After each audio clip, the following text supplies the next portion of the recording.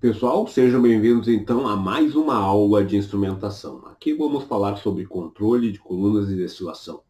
Mais especificamente, sobre como nós controlamos esse sistema que é extremamente importante para a indústria química. Como nós sabemos, a indústria, o processo de separação por colunas de destilação é o processo mais usado. E ele consome uma quantidade muito grande de energia, seja 40% da energia total consumida na indústria química é utilizada na separação através de colunas de destilação.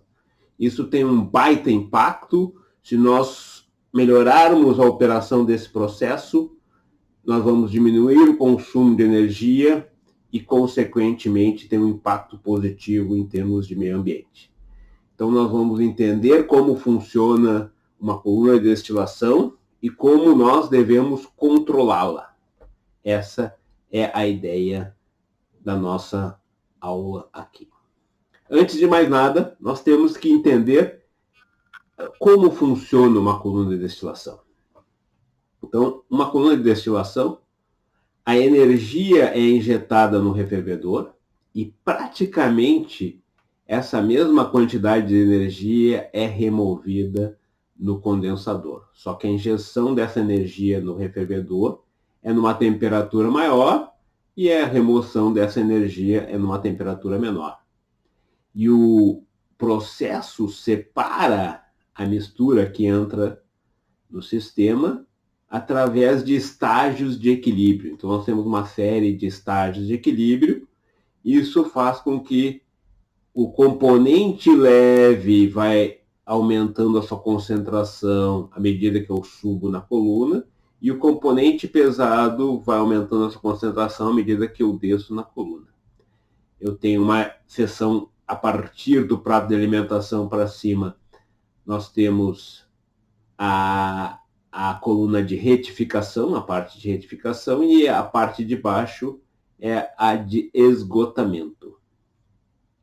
E aqui nós já temos alguns instrumentos muito usados na indústria quando nós trabalhamos com coluna de destilação, que são justamente a temperatura, as pressões que nós temos que medir e os níveis. Então, esses são os instrumentos fundamentais. Mas antes de nós escolhermos esses instrumentos, é importante nós termos em mente algumas perguntas. Qual é o objetivo operacional de uma coluna de destilação? Como é um processo de separação, o objetivo mais importante de todos é justamente a composição de topo e a composição de fundo, certo? Só que, para nós atingirmos esse objetivo, nós não podemos permitir que a coluna inunde. A coluna não pode inundar, porque se houver a inundação interna da coluna, nós não vamos ter mais o íntimo contato entre a fase líquida e a fase vapor. Esse contato entre a fase líquida e a fase vapor é fundamental para que haja transferência de massa e o equilíbrio, e com isso a separação. Então, se a coluna inundar, ela deixa de funcionar. E justamente para acompanhar a inundação, nós usamos um medidor de diferença de pressão. Para acompanhar a composição, nós usamos medidores de temperatura e analisadores. Como é que a temperatura funciona? Ela funciona assim. Como é por estágios de equilíbrio, à medida que eu vou concentrando em componentes leves quando eu subo aqui na coluna, menor é a temperatura de ebulição dessa mistura e, consequentemente, menor é a temperatura. Então, na parte de cima da coluna nós temos temperaturas mais baixas e na parte de baixo temperaturas mais altas, porque na parte de baixo nós temos os componentes mais pesados, que levam uma temperatura de ebulição maior, certo? Então, é um processo por estágios de equilíbrio, onde a temperatura está associada com a composição.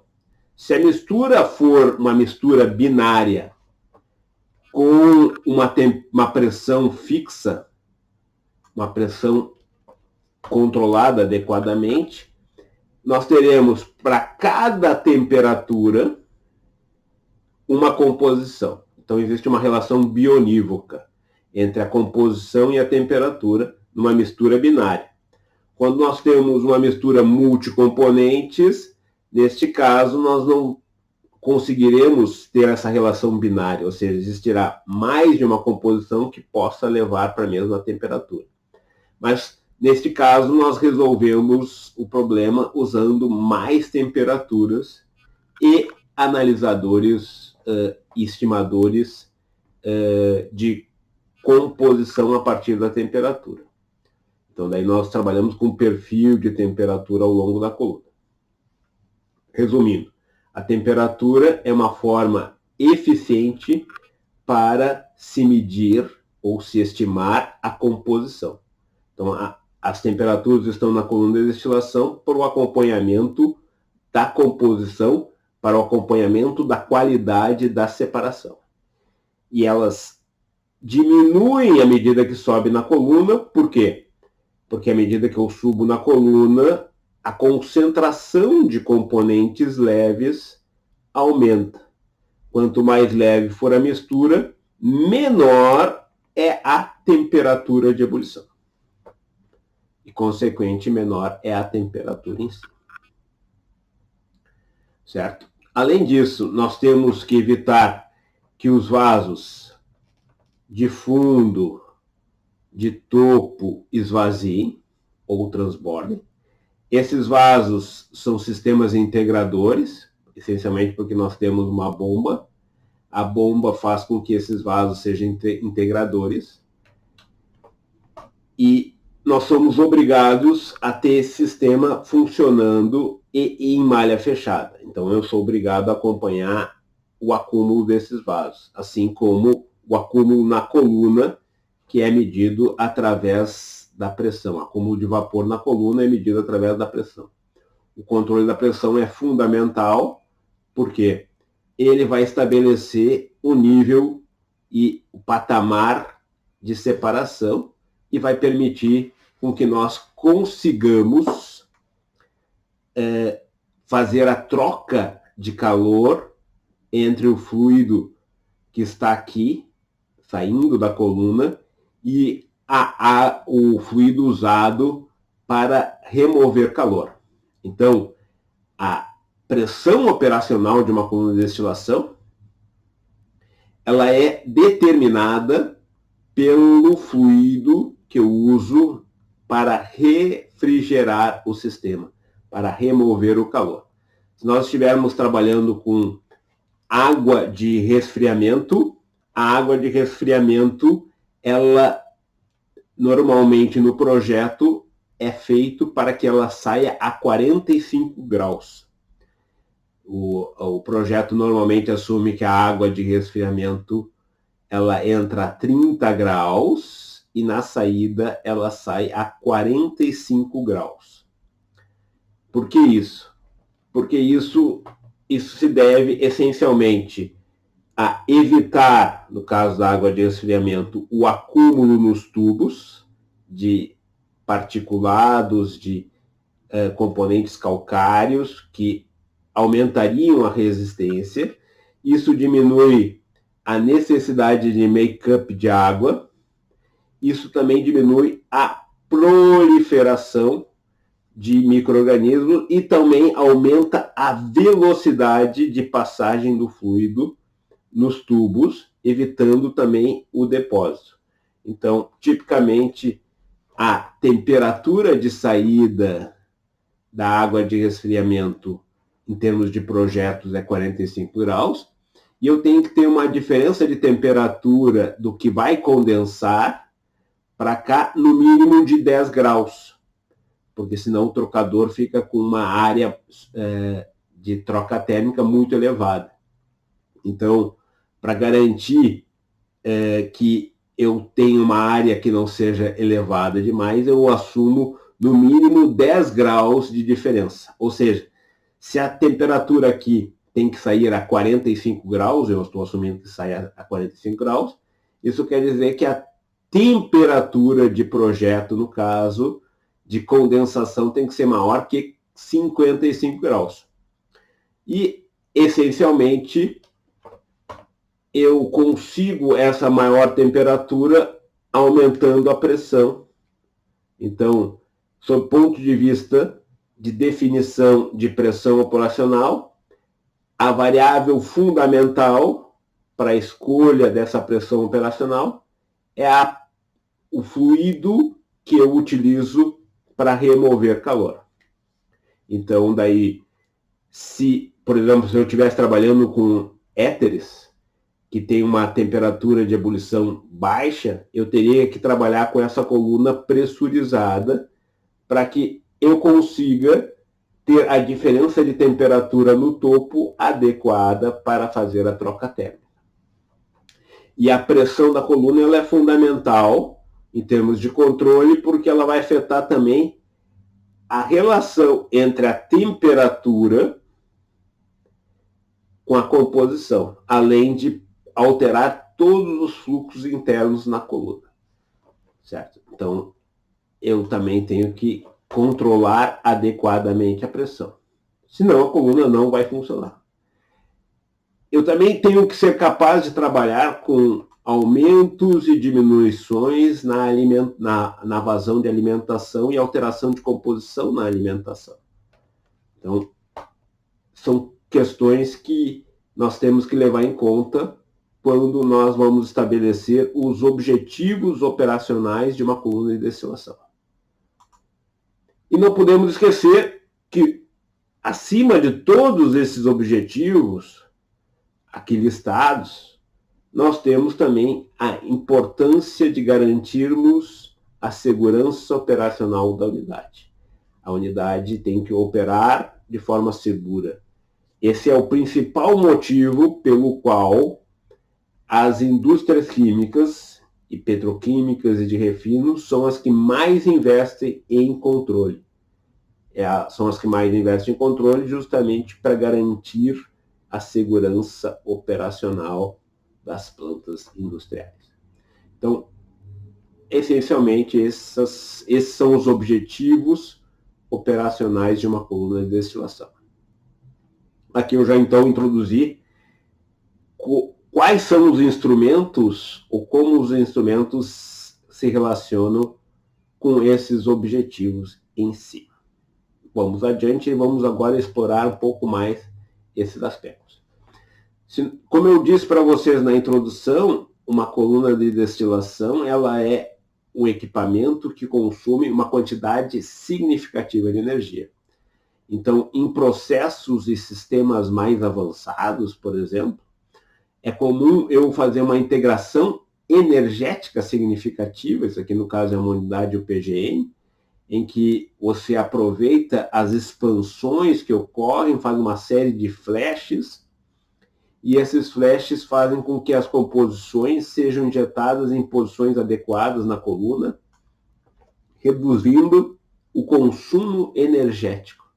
Por exemplo, essa é uma coluna com uma eficiência de 30% em termos de separação, comparada com a eficiência que nós teríamos em termos de separação em gasto energético se houvesse apenas a injeção num ponto na coluna, que seria em torno de 10% em termos de eficiência. Então, são decisões de projeto e esses sistemas estão cada vez mais sofisticados nesse sentido, visando o aproveitamento energético, mas esse grau de sofisticação em termos de integração energética, em termos de aproveitamento operacional, leva à necessidade de um sistema de controle mais adequado.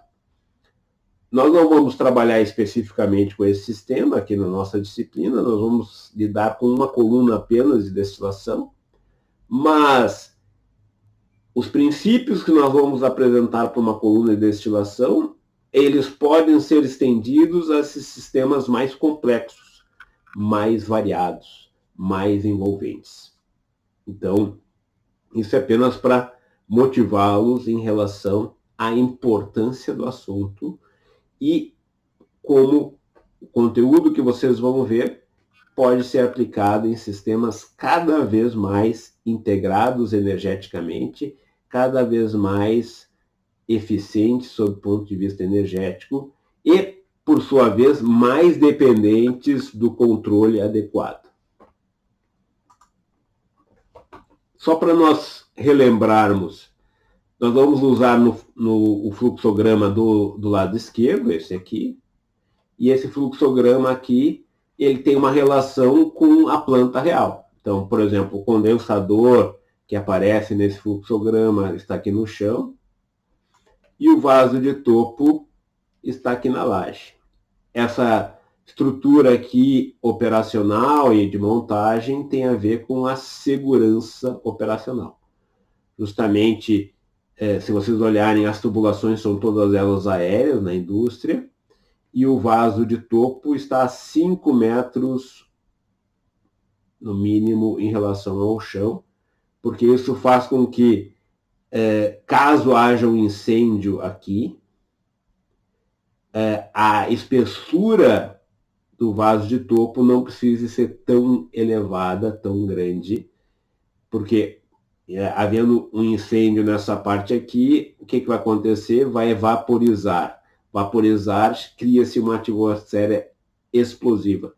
Quanto mais afastado for o vaso de topo em relação ao chão, menor é a transferência de calor e, consequentemente, a vaporização. E, consequentemente, a espessura do vaso. Então, por isso que as tubulações e os vasos são colocados em estruturas aéreas, certo? Porque isso diminui a espessura e, consequentemente, o investimento. Ou seja, isso é uma consequência direta da segurança operacional.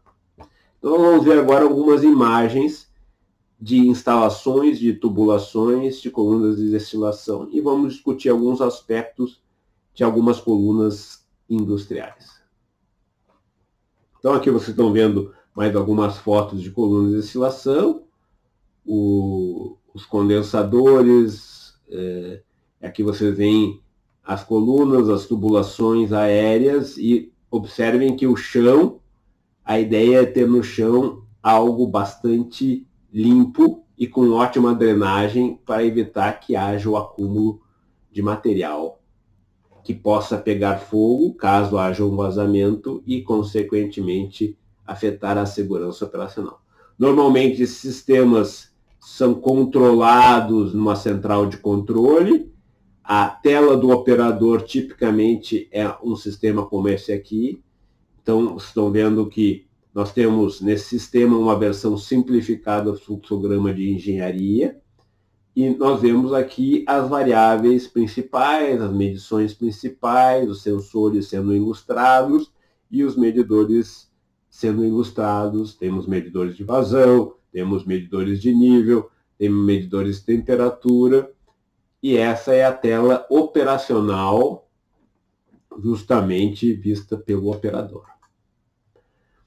Quando nós falamos em coluna de destilação, nós temos colunas que podem ser enormes. E uma das maiores colunas de destilação que existe industrialmente é a separação propano-propeno, chamada fracionadora de propeno.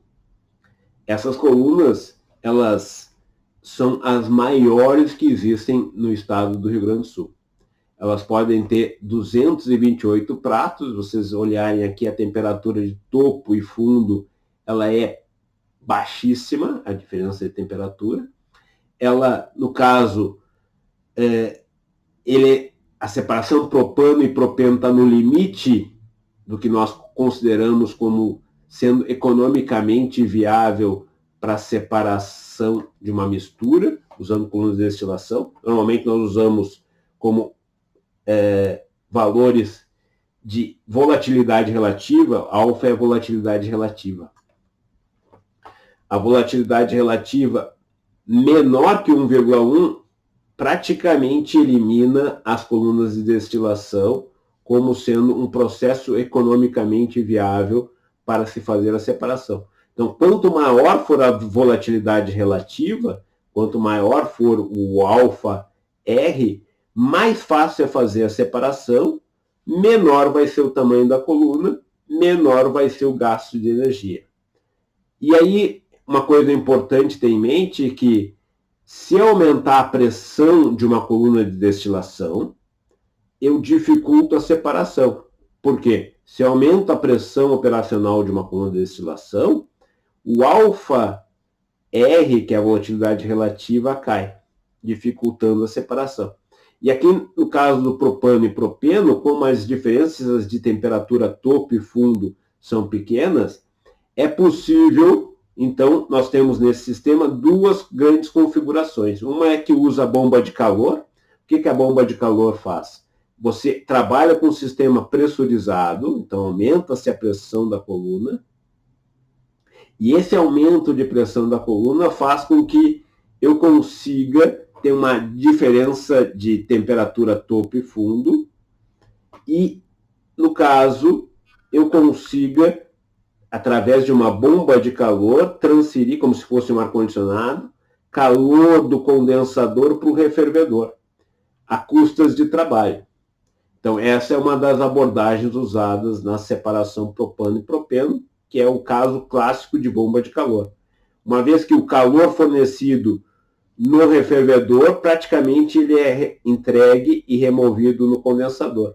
Só que eu não consigo usar o calor do condensador no refervedor devido à segunda lei da termodinâmica, a não ser que eu utilize trabalho. Se eu utilizar trabalho, eu consigo, então, trazer esse calor para o refervedor. Essa é a ideia da bomba de calor. Mas o problema é que, normalmente, eu acabo trabalhando com sistemas a pressões maiores. No caso, pressões menores, desculpe.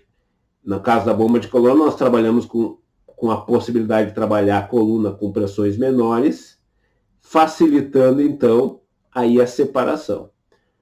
Mas, se eu não usar a bomba de calor, nós vamos no sentido contrário.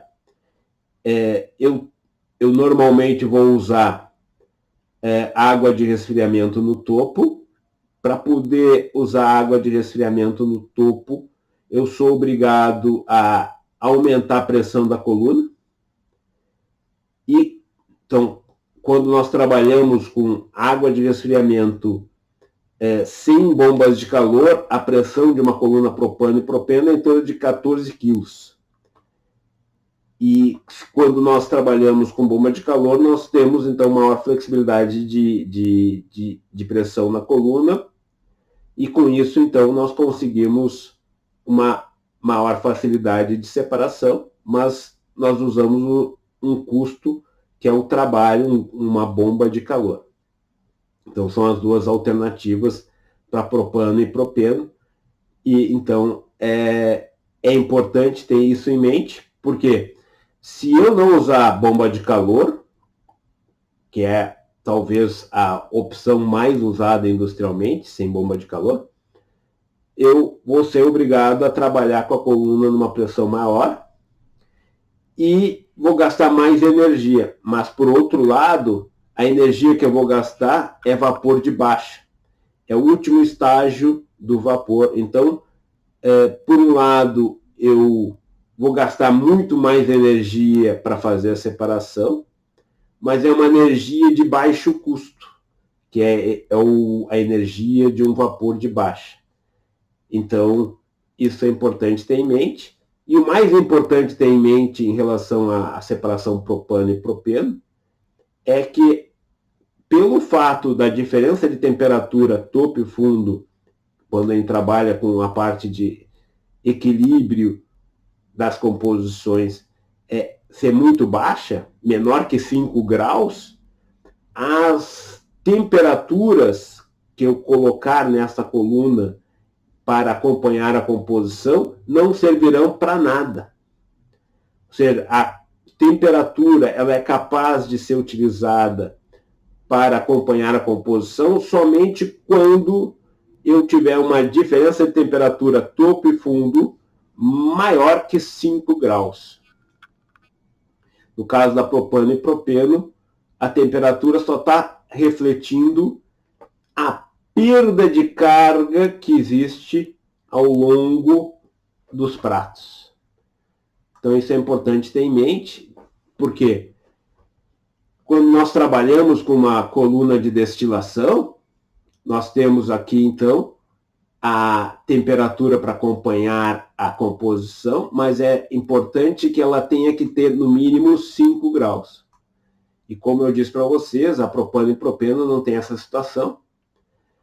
E então as temperaturas de uma propano e propeno, quando medidas ao longo da coluna, não servem para acompanhar a composição. Então, mas nas situações em que a diferença de temperatura, produto de topo e produto de fundo, for de 5 maiores ou igual a 5 graus, a temperatura é muito importante para acompanhar a composição. E como é que nós determinamos o local de instalação adequado para inserirmos os sensores de temperatura?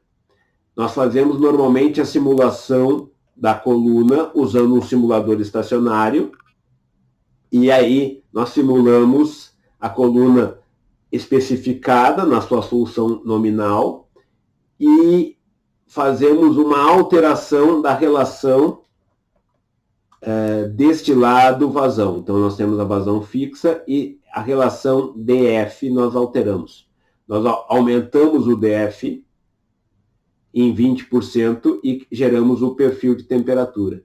Diminuímos a relação DF em 20% e vemos a evolução da temperatura. Então, nós temos 3 perfis de temperatura ao longo da coluna. E a região onde ocorre a maior variação de temperatura na seção de retificação e na seção de esgotamento são os pontos onde nós teremos uma maior sensibilidade e, consequentemente, serão os pontos onde nós deveremos instalar os medidores de temperatura para acompanhar a variação de composição. Assim, então, que nós determinamos os pratos sensíveis. E as variações típicas são da ordem de 10%, no máximo 20% da relação DF.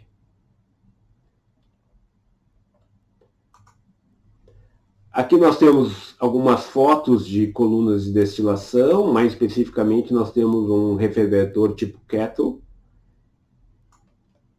E observem que as tubulações são todas elas aéreas. Aqui nós temos fotos de condensadores, que ficam mais perto do chão, mas olhem, no entorno do condensador, nós temos no chão, praticamente o chão sem nenhuma obstrução e com uma boa drenagem, por uma questão de segurança. Aqui é o vaso de topo. Como nós já vimos, as válvulas de controle são os elementos que ficam próximos ao chão. As válvulas de controle são as principais variáveis manipuladas que nós temos no sistema. Aqui nós temos uma típica instalação de um medidor de temperatura numa coluna de destilação. Essa é a típica instalação.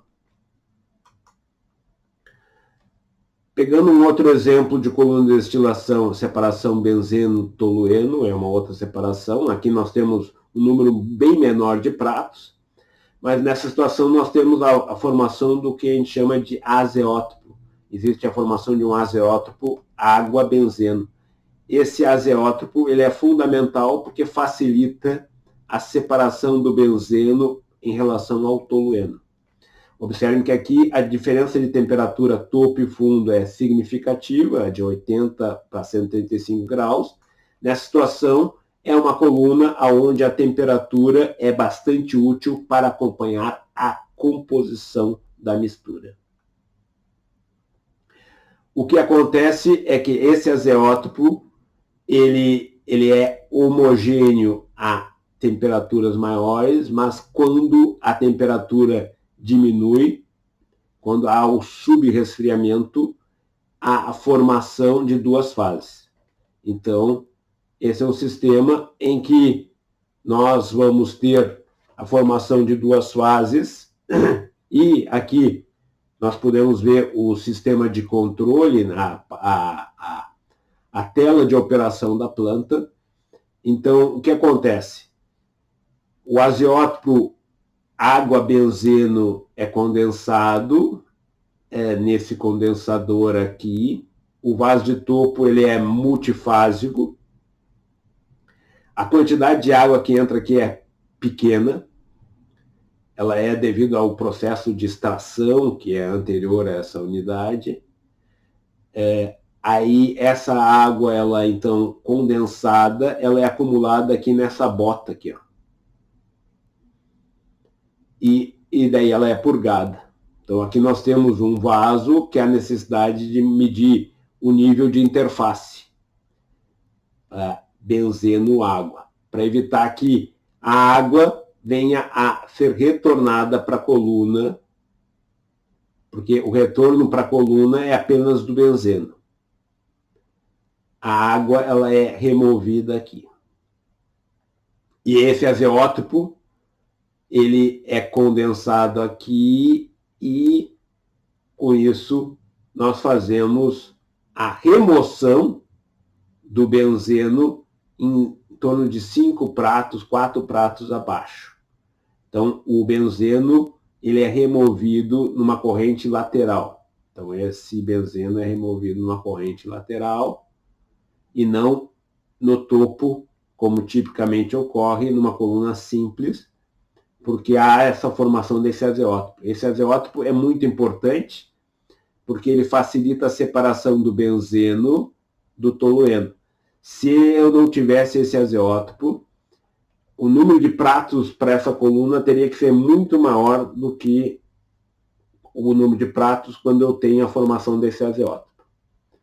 Mas a única coisa que acontece é que quando eu tenho a formação desse azeótopo, eu não vou remover o benzeno no último estágio. Eu vou remover o benzeno no estágio abaixo.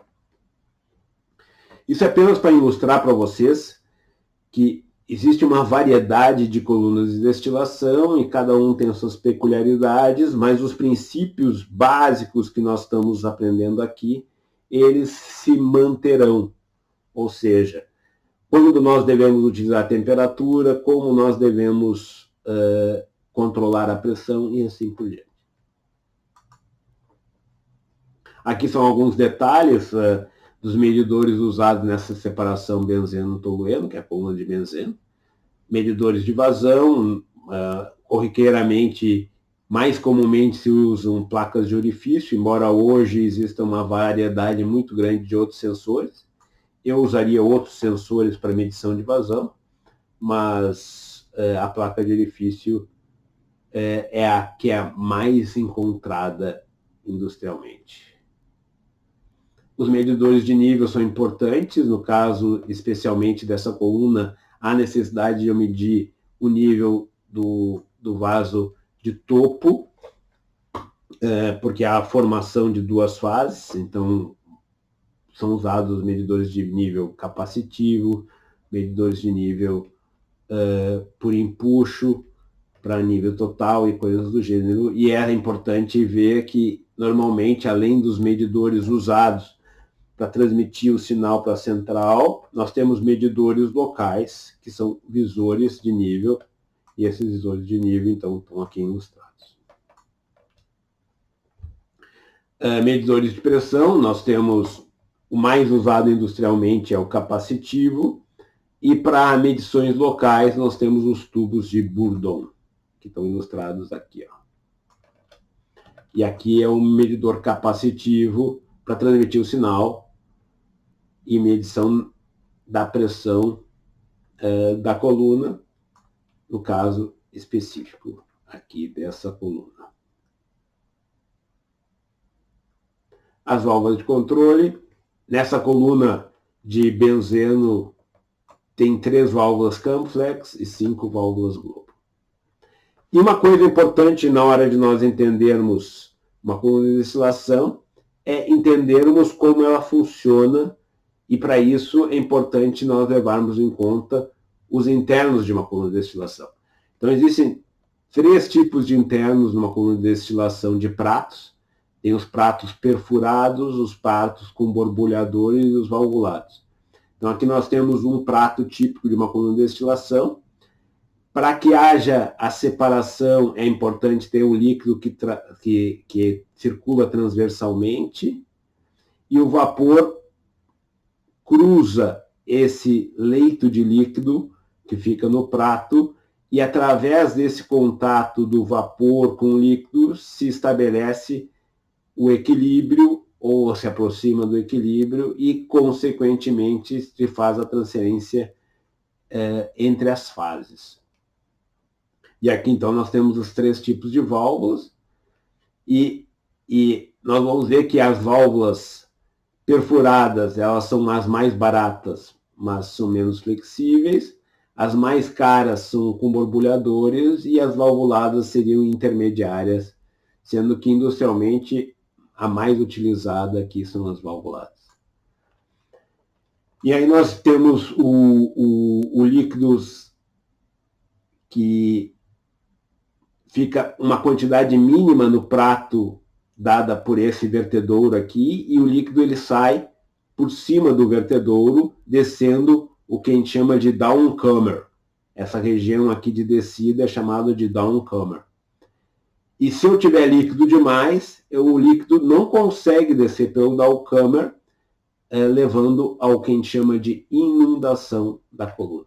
Então vamos comparar esses pratos e a importância deles operacionalmente. Aqui nós temos, então, os pratos de uma coluna de destilação, o tipo de prato, perfurado, valvulado e borbulhador, a capacidade, a relação operacional, isso que é importante para nós.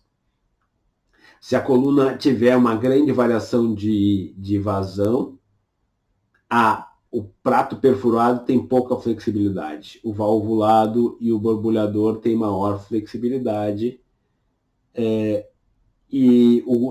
Aqui então tem um comparativo que vocês conseguem ver diferentes aspectos, como questão de custo, flexibilidade operacional, questões de manutenção.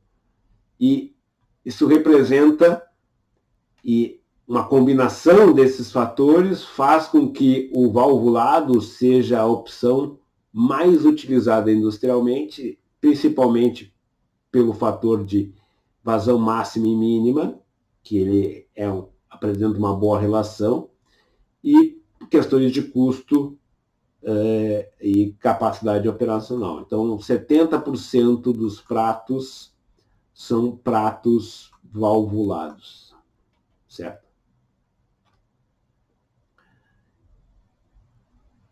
E essa figurinha é extremamente importante. Por quê? Nós queremos que a coluna funcione e ela tem que funcionar na região aonde eu opero satisfatoriamente o sistema.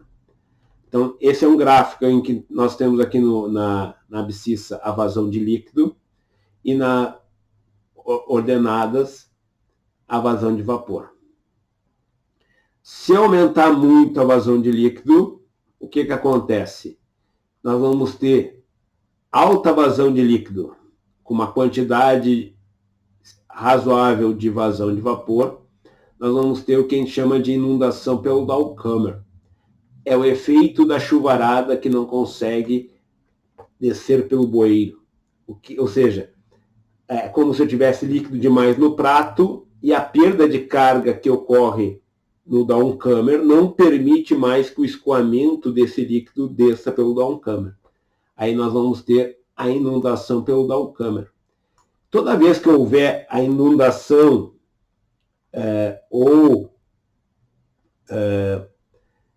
toda vez que houver a inundação de um prato, ele deixa de ter o íntimo contato entre a fase líquida e o vapor. Perdendo esse íntimo contato entre a fase líquida e a fase vapor, eu deixo de trocar e de efetivamente separar. Ou seja, a coluna ela tem que ter a devida quantidade de líquido e vapor nos pratos para sua operação, senão não vai separar. Por isso que essa região aqui, eu tenho que garantir que a coluna opere nessa região. Se eu tiver líquido de menos e vapor de mais, o que acontece?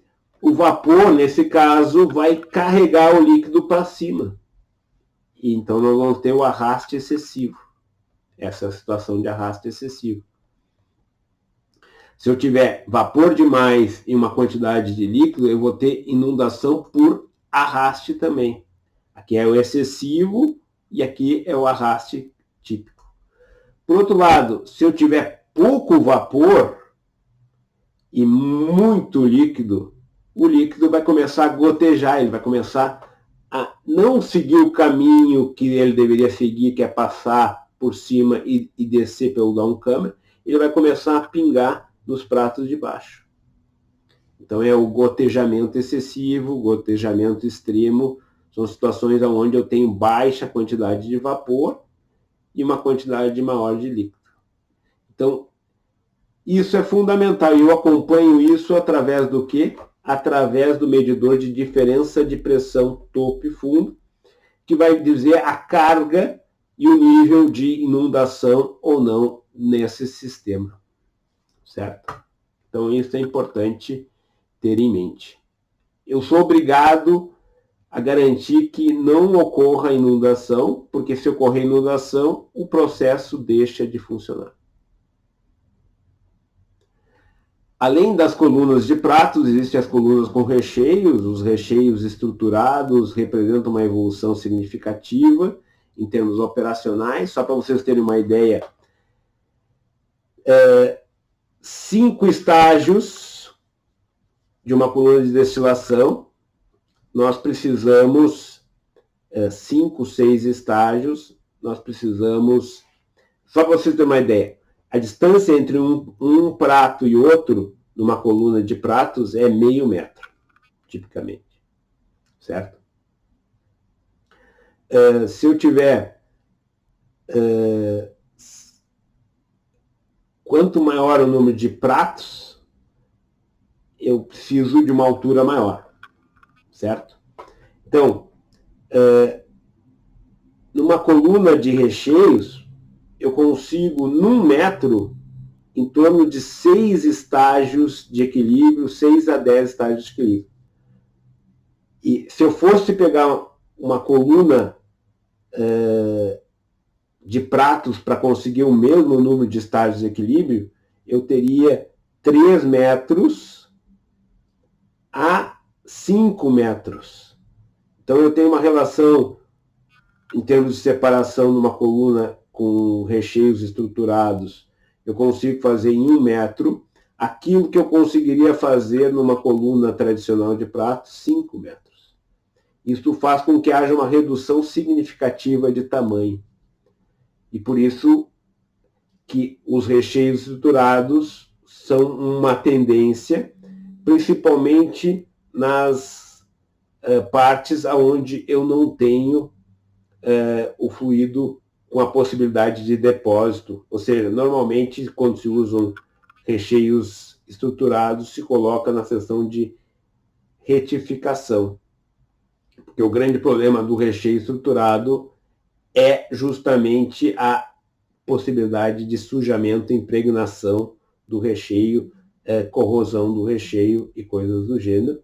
Então, normalmente, você acaba utilizando uma combinação recheio com pratos e, normalmente, na etapa de cima, na parte de cima, você acaba colocando os recheios estruturados, porque você tem uma redução significativamente do tamanho do equipamento para a mesma separação. A grosso modo, seria 5 metros de coluna de pratos, equivalente a 1 metro de coluna com recheios estruturados. É uma redução de 5 para 1, em termos práticos, assim. Certo? Bom, tendo isso em mente, Agora nós vamos para a definição de alguns problemas de controle em si. Um ponto importante nós temos em mente é que quando nós trabalhamos com projetos, nós temos um conjunto de graus de liberdade. Quando a gente trabalha com projeto, por exemplo, num simulador estacionário, nós temos que especificar a pressão operacional da coluna, o prato aonde será feita a alimentação, a razão de refluxo, o destilado e o número de pratos. Só que desses graus de liberdade de projeto, apenas um conjunto de outros desses graus de liberdade que nós tínhamos do projeto, eles permanecem quando nós trabalhamos com a coluna em operação. E outros graus de liberdade são adicionados. Por exemplo, no projeto não existe o grau de liberdade, o nível do vaso de topo. Na operação, o nível do vaso de topo é um grau de liberdade que é adicionado. E alguns graus de liberdade somem quando eu trabalho na operação.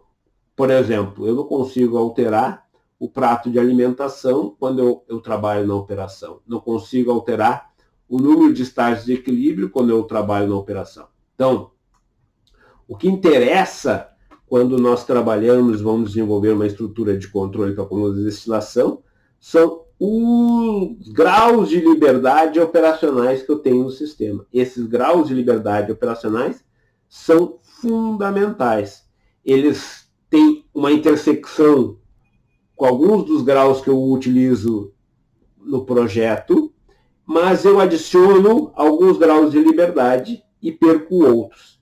Eu perco alguns graus de liberdade que estão associados às dimensões e à construção do equipamento, e ganho um outro conjunto de graus de liberdade que não existem no projeto e que acabam existindo quando eu opero o sistema, que são os graus de liberdade que tipicamente surgem quando nós fazemos a simulação dinâmica, ou seja, os hold-ups dos vasos são os graus de liberdade que são adicionados, os acúmulos do sistema, e esses são graus de liberdade importantes que nós teremos que analisá-los na concepção de uma estratégia de controle para o sistema. Então, o que nos interessa, resumindo, quando nós formos desenvolver a nossa estratégia de controle, são os graus de liberdade operacionais.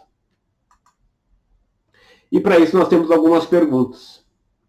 Nós vamos continuar com as perguntas que nós lançamos inicialmente. E vamos lá. Quantos graus de liberdade operacionais nós temos? Essencialmente, os graus de liberdade operacionais estão associados às válvulas de controle. Onde eu tenho válvula de controle, justamente esses são os pontos onde eu tenho graus de liberdade operacionais. Que no caso é a válvula de topo, ou seja, que efetivamente produz a alteração do sistema é a vazão.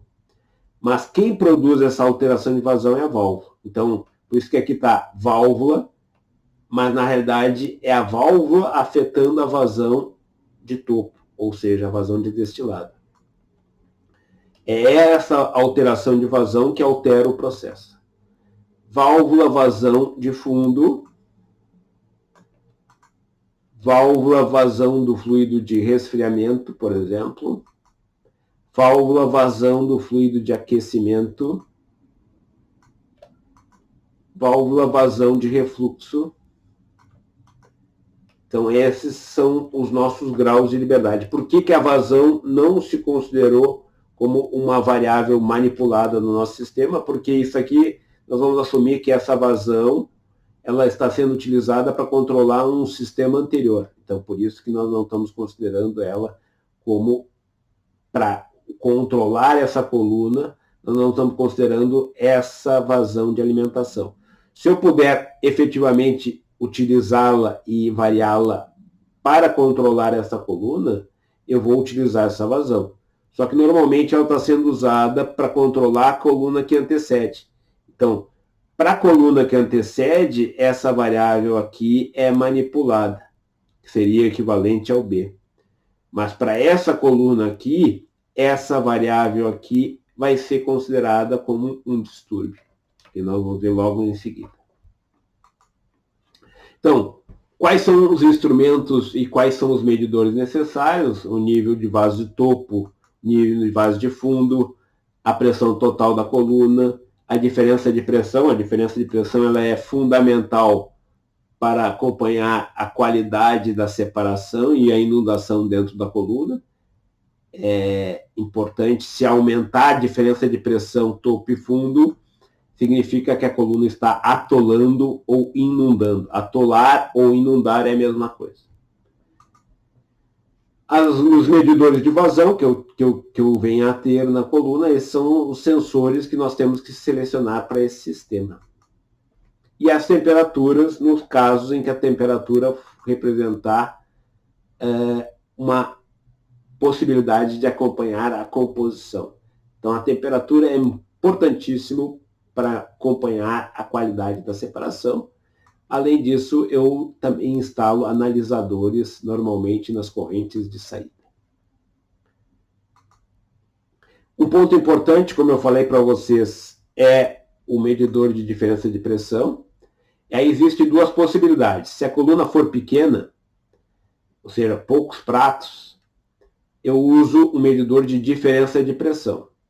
Aí é um medidor capacitivo, que uma das extremidades está no topo e a outra extremidade está no fundo. Nesse caso, eu meço diretamente a diferença de pressão. Mas se a coluna for muito grande, nesse caso, eu vou usar 2 medidores de pressão e vou fazer a diferença desses 2 medidores de pressão, como está ilustrado aqui. Ó. Então, eu vou fazer a diferença desses 2 medidores de pressão. P2 menos P1. Essa seria a situação aonde eu empregaria numa coluna de elevado número de pratos. Por quê? Porque sempre, se eu puder medir direto a diferença de pressão, eu vou estar fazendo um bom negócio. Eu vou diminuir o ruído. Aqui nós temos, por exemplo, esse sensor de pressão e esse sensor de pressão, cada um deles tem um ruído. E eu estou fazendo a diferença P2 menos P1. A variância decorrente da diferença, decorrente da subtração, ela vai ser o quê? Vai ser 1,4 vezes maior do que a variância do sensor. Porque, como são processos independentes, a variância total é igual à soma das variâncias individuais. O desvio padrão é a raiz quadrada dessa variância. E aí nós vemos claramente que se eu tiver fazendo essa operação matemática aqui, eu vou ampliar o ruído da medição, certo? Só que o ruído da medição é uma das variáveis que afeta. Acontece que se, porventura, a coluna é muito grande, eu tenho erros de medição decorrentes dessa coluna de capilar. E aí esses erros de medição suplantam a melhoria que eu vou ter caso eu trabalhe direto com a diferença de pressão. Então, essencialmente, é essa a ideia. Se a coluna for pequena, quando eu falo coluna pequena, 20, 30 pratos, eu vou usar diferença de pressão direto. Se a coluna for grande, eu vou usar 2 sensores e farei a diferença entre elas. Por quê? A vantagem nesse caso de trabalhar com a diferença é que eu vou ter menos erros decorrente ao capilar. Por outro lado, eu vou ter mais erros devido à variância. Então, essa é a ideia na hora de escolher se eu vou acompanhar a diferença de pressão usando um único sensor ou 2 sensores. Continuando, última pergunta que nós temos que ter bem claro são os distúrbios. A vazão de alimentação, como eu já mencionei para vocês, ela acaba sendo um distúrbio porque ela está sendo utilizada na coluna anterior. A temperatura de alimentação afeta a entalpia e, consequentemente, a vaporização do sistema. A composição de alimentação é o principal distúrbio, o mais crítico. As características do fluido de aquecimento e de resfriamento são outros distúrbios que ocorrem no sistema. Então, para eu desenvolver uma estratégia de controle, eu tenho que caracterizar claramente o que eu tenho que controlar o que eu estou acompanhando para controlar essas coisas, ou seja, os medidores que eu posso utilizar, quais são meus graus de liberdade operacionais, ou seja, quais são as válvulas de controle disponíveis e quais são os distúrbios que ocorrem no sistema. Então, eu tenho que montar essa tabelinha e responder essas perguntas. Então, resumindo, é isso. Como variáveis manipuladas, nós vamos considerar no desenvolvimento da nossa estrutura essas variáveis aqui, que estão ilustradas aqui. Como variáveis controladas, essas que estão em verde. E como principais distúrbios, essas que estão em magenta, sendo os principais distúrbios do sistema. E nós iremos, na nossa próxima apresentação, mostrar como nós desenvolvemos uma estratégia de controle, mais propriamente dito, uma estrutura de controle capaz de levar toda essa problemática de controle em consideração, levando em conta as informações que eu tenho do processo, obtido através das variáveis medidas e variáveis controladas, podendo mexer nas variáveis manipuladas disponíveis para compensar os efeitos oriundos dos distúrbios. Então, isso vai ser o tema do nosso próximo vídeo. Por enquanto, eu agradeço a vocês a atenção e iremos, então, logo em seguida para o próximo vídeo.